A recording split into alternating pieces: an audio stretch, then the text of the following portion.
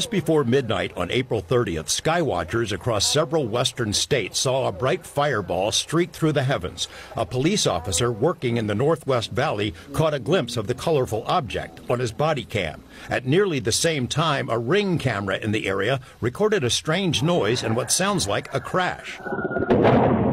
One family living in a ranch-style home had a much closer view of the object. Two brothers and their father were working on a vehicle in their yard when they caught a glimpse of a sparkly object as it came crashing down, then were hit by what they describe as a shock wave. One of the witnesses, a young man named Angel, has stated when the brothers looked into the yard where the object landed, that spot was obscured and blurry, as if by unknown form of camouflage. What they saw next prompted a frantic call to 911. So there's two people or two subjects that are in your backyard? Correct, and they're very large. They're like 8 foot, 9 feet, 10 foot. I don't know. They look like aliens to us.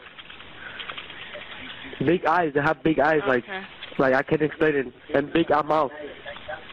They're shiny eyes, and they're not human. They're 100% they're not human. 8 News Now investigators have spoken with family members multiple times in the past 4 weeks, but each of the 3 times we accepted their invitation to do an interview, they didn't answer the door or their phone.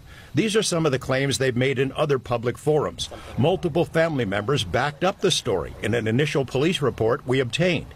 Angel says they heard the patter of multiple feet in the yard. They later heard footsteps on their roof. They saw one of the 8-foot-tall creatures climb behind the controls of a large front loader stored in the yard as if trying to engage it. He got a good look at one of the creatures, he said, a greenish-grayish being with large eyes and long legs. He says he could hear its deep breaths, and when he locked eyes, he was, in essence, frozen in place, couldn't move.